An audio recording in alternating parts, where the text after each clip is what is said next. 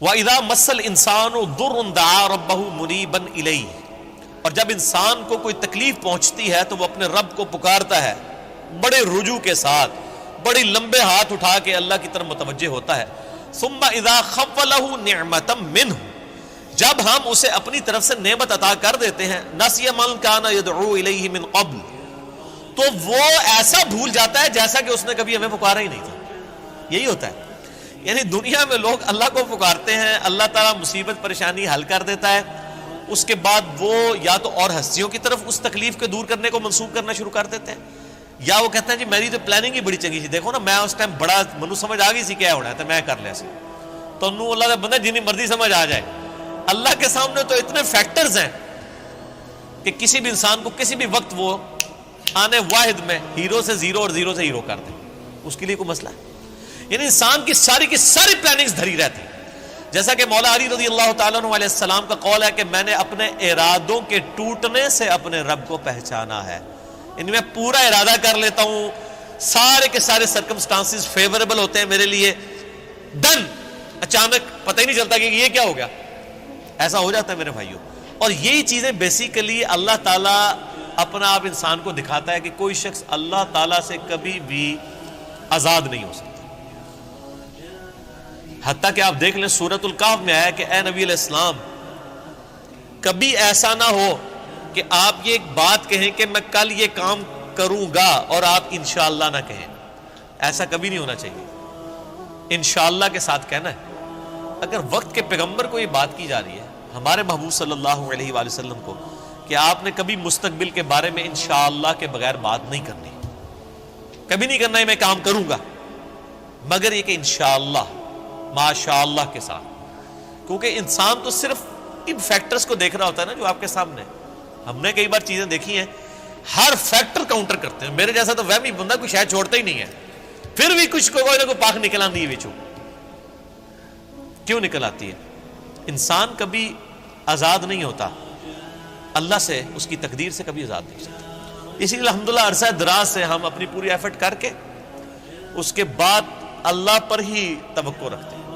اور میں یعنی جتنا اپنے دنیاوی معاملات میں یا دین کے کام میں ریسورسز کو مینیج کرنے میں وہمی ہوں نا، اس سے زیادہ میں الحمدللہ عرصہ دراز سے اللہ کے بارے میں وہمی ہوں کہ جب کچھ میں سب کچھ کر لیتا ہوں نا، اور مجھے سب سے زیادہ جس چیز کی ٹینشن ہوتی ہے نا وہ اللہ کی ہوتی ہے کہ اللہ تعالیٰ کو رکاوٹ نہ ڈال دے،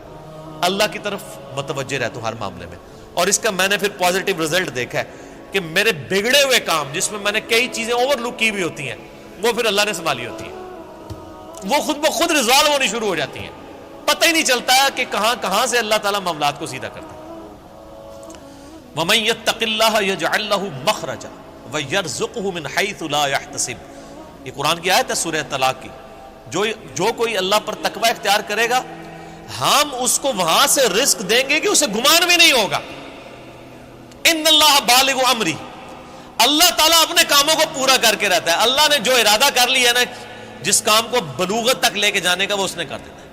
لیکن قد جعل اللہ لکل شیء قدرا، لیکن ہر چیز کے لیے اللہ نے ایک اندازہ مقرر کر رکھا ہے، یعنی جب وہ وقت آئے گا نا تبھی وہ معاملات ہوں گے، اس سے پہلے نہیں ہو سکتے، آپ جتنا مرضی ٹل لگا لیں، جس چیز کا جو وقت ہے وہ اسی وقت پہ ہونا۔ تو اللہ تعالیٰ فرماتا ہے کہ یہ جب ہم ان کو عطا کر دیتے ہیں پھر یہ فوراً اللہ کو بھول جاتے ہیں۔ وہ میں اگلے دن وہ قاسم علی شاہ صاحب کی ایک ویڈیو دیکھ رہا تھا، انہوں نے بڑی اچھی بات کی واصف علی واصف صاحب کے حوالے سے، وہ کہہ رہے تھے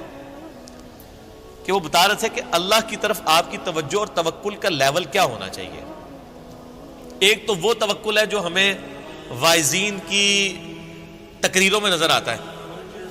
ان کی کتابوں میں نظر آتا ہے، پریکٹیکلی وہ 1% اللہ پہ توکل نہیں کرنے والے ہوتے ہیں۔ اگر اللہ پہ توکل ہو تو وہ اپنے چاہنے والوں اور مریدین سے چندے اکٹھے نہ کر رہے ہوں اور ایک ایک چیز کی ٹینشن کر رہے ہوں، تو وہ ایسے معاملات نہیں ہوتے۔ وہ میرے ایک دوست ہیں، یہ واقعہ آپ نے یاد رکھنا ہے، میں دوبارہ آپ کو قاسم علی شاہ صاحب والا بعد میں سناتا ہوں، مجھے ایک اور واقعہ یاد آیا۔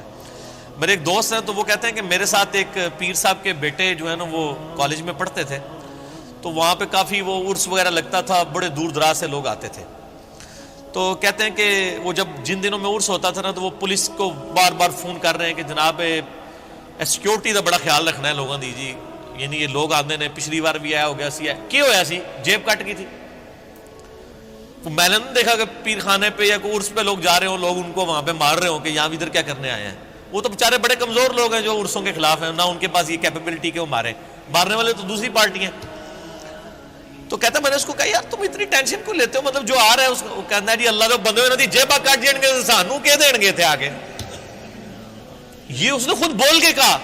اس نے کہا ہمارے مریدین کی اگر جیبیں کٹ گئیں تو یہ ہمیں کیا دیں گے, تو ہمیں ان کی جیبوں کی زیادہ فکر ہوتی ہے. اور مریدین اس لیے سے جا رہے ہیں کہ پیر صاحب جو ہے نا وہی ہماری حفاظت کرنے والے ہیں, اور پیر صاحب آپ کی جیب کی حفاظت کے لیے خود پولیس کے محتاج ہیں. آپ اندازہ کر لیں. اور وہ قاسم علی شاہ صاحب کہنے لگے کہ وہ واصف علی واصف صاحب ایک مجلس میں فرما رہے تھے کہ اللہ کے بندوں میں اور دنیا داروں میں کیا فرق ہوتا ہے. وہ کہتے ہیں اللہ کے بندے جو ہوتے ہیں نا ان کو کوئی اگر پتھر بھی مار دیتا ہے نا آ کے, تو ان کو پتھر مارنے پر بھی غصہ نہیں آتا, وہ اوپر دیکھ کہتے ہیں یا اللہ خیر ہے, وہ غلطی ہوگی. کیوں, یہ حقیقت بات ہے کہ فاعل حقیقی اللہ ہے, یہ ذہن میں رکھیے گا. آپ کو جو مخلوق کی طرف سے تکلیف بھی پہنچتی ہے نا اس کا فاعل حقیقی بھی اللہ ہے, کیونکہ جو ہزاروں تکلیف کے درمیان ہرڈل بنا ہوا ہے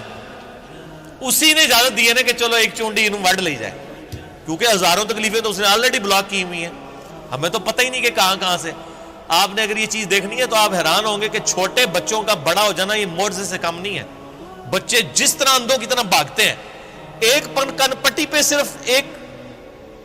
جو ہے کارنر لگنے کی مار ہے نا بچے کی ڈیتھ, بڑا بندہ مر جاتا ہے. کس طرح بستروں سے گرتے ہیں, جا کے کبھی کہیں گرتے ہیں, سیڑھیوں سے نیچے گر جاتے ہیں, کہیں جا کے لگتے ہیں, کبھی کچھ ٹوٹ جاتا ہے, کبھی ادھر آگ کے قریب بندہ کہتا ہے اوہ شکر ہے جی بس نیڑے ہی نیڑے بچا ہے, اللہ نے بنو اللہ نے بچایا ہوتا ہے, ہمیشہ ہی بچ جاتا ہے بندہ. کتنے بچوں کی آنکھیں نکل جاتی ہیں بچپن میں, ورنہ تو آدھے ادھر جو ہے وہ کاڑے بیٹھے ہوئے ہوں. یہ اللہ نے بڑے کیے ہوتے ہیں. یہ اللہ قرآن پاک میں آیات ہیں, اللہ فرماتا ہے کہ ہم نے فرشتے معمور کیے ہوئے انسانوں کی حفاظت کے اوپر. یہ ساری چیزیں اللہ لے کے چل رہا ہوتا ہے. لیکن اللہ فرماتا ہے جب ہم تکلیف دور کر دیتے ہیں پھر کہتے ہیں یہ تو کوئی کہہ دیتا ہے بزرگوں نے کیا ہے, کوئی کچھ کہہ دیتا ہے, کوئی کچھ کہہ دیتا ہے. وہ ایک مجھے لطیفہ یاد آ گیا, وہ ایک بندہ جو ہے وہ سمندری طوفان میں پھنس جاتا ہے, اور جب وہ ڈوبنے لگتا ہے تو کہتا ہے یا اللہ منو بچا لے, میں دیکھ دیا گا تیرے نا دی. ٹھیک ہے جی, تو وہ اللہ تعالیٰ بچا لیتا ہے. تو وہ پھر کنارے آ کے کہتا ہے جی وہ تو پھر ظاہر ہے اس نے مکر ہی جانا ہوتا ہے, جو اللہ تعالیٰ فرماتا ہے کہ جب ہم ان کی تکلیف دور کرتے ہیں پھر یہ بھول جاتے ہیں ہمیں. تو کنارے پہ پہنچ کے آتا ہے کیڑی دیکھ, کوئی دیکھ شیک نہیں ہو. تو وہ پھر ایک اور ہچکولا اس کو آتا ہے, تو پھر وہ سمندر میں کہتا ہے نہیں یا اللہ میں پوچھ رہا تھا مٹی کے لوڑی, ٹھیک ہے کیڑی دیکھ تم مراد ہے, مطلب نہیں یہ اللہ نو تو نہیں دھوکھا دیتا جا سکتا, دنیا ہی دھوکھا دیتا جا سکتا ہے کہ میٹھی دیکھ یا نمکین. تو یہ وہی چیز ہے, اللہ تعالیٰ فرماتا ہے کہ یہ جب ہم ان کی تکلیف دور کرتے ہیں تو اس طرح بھول جاتے ہیں کہ جیسا کہ ہمیں کبھی پکارا ہی نہیں تھا. وَجَعَلَ لِلَّهِ أَنْدَادًا, اور اللہ کے مقابلے پہ اور ہستیاں کھڑی کر دیتے ہیں کہ یہ انہوں نے کیا ہے. بچہ اللہ نے دیا ہوتا ہے, کہتے ہیں نہیں وہ ان کی وجہ سے ہوا ہے. لِيُضِلَّ عَنْ سَبِيلِ, تاکہ بہکا دیں اللہ کی راہ سے. حقیقت بات ہے کہ یہ شیطان انسان کے دل میں یہ وسوسہ ڈالتا ہے کہ یہ فلاں کی وجہ سے ہوا ہے. آپ ہندوؤں کے پاس چلے جائیں, وہ بھی یہی کلیم کرتے ہیں کہ جی ہم فلاں مندر میں گئے تھے تو ہمیں اولاد ہوگی, حالانکہ اللہ دے رہا ہوتا ہے. لیکن شیطان جو ہے وہ اینڈ ٹائم پہ ایسا وسوسہ ڈالتا ہے کہ انسان اور ہستیوں کی طرف اسے منسوخ کرنا شروع کر دیتا ہے. ہم نے تو کئی ایسے دیکھے ہیں جو لوگوں کو بچے دے رہے ہیں لیکن خود بے اولاد ہوتے ہیں. ان کو کہ آپ کیوں نہیں اولاد ہو رہی ہے.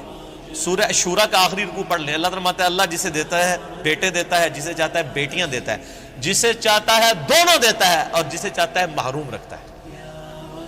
نبی علیہ السلام کی صرف ایک بیوی ہے جس سے اولاد ہے, سیدہ خدیجہ سے, یا ایک ماریہ قبطیہ سے سیدنا ابراہیم علیہ السلام پیدا ہوئے, وہ بھی فوت ہو گئے. باقی آپ کی ساری بیویاں بے اولاد ہیں. کیا نبی کی بیویوں کی خواہش نہیں تھی کہ ان کی اولاد ہو؟ اللہ کی مرضی. سیدہ عائشہ محبوب ترین بیوی ہیں, جوانی کی عمر میں بیوہ ہوئی ہیں, کوئی اولاد نہیں ہے. اللہ ان کو ایک بچے ہی دے دیتا کہ حضور کے بعد انہوں نے 47 سال تک زندہ رہنا تھا, کہ چلو ان کی ایک دل جوئی کا معاملہ ہو جاتا کہ 18 سال کی عمر میں بیوہ ہو گئی ہیں. ایک بچہ ہوتا تو ان کی زندگی بھی اس کے سارے گزر جاتی. نہیں, یہ اللہ کے فیصلے ہیں. قل تمتع بکفرک قلیلا, اللہ کا اس پہ غضب دیکھیں. اللہ فرماتا ہے نبی ان سے فرمائیے کہ یہ جو تم کفر کر رہے ہو نا اور یہ جو لطف اٹھا رہے ہو ہماری نعمتوں سے کہ تمہیں ہم کوئی نعمت دیتے ہیں تو تم اور ہستیوں کی طرف منسوب کرتے ہو, اٹھا لو تھوڑی دیر کے لیے دنیا کی زندگی میں, انک من اصحاب النار, پھر تو تم مرنے کے بعد دوزخیوں میں ہی شامل ہوگا انسان. یہ سنگولر کے سیغے سے نا ایز اے ڈاکٹرین یہ لفظ استعمال ہو رہا ہے کہ تو اٹھا لے جو کچھ تو نے نفع اٹھانا ہے دنیا کی زندگی میں, تو منسوب کر لے مخلوق کی طرف, پھر تو نے مر کے نا ہمارے پاس جب آنا ہے تو آگ ہی تیرا مقدر ہوگی, دنیا میں تو نے جو کچھ کرنا تھا وہ کر لیا.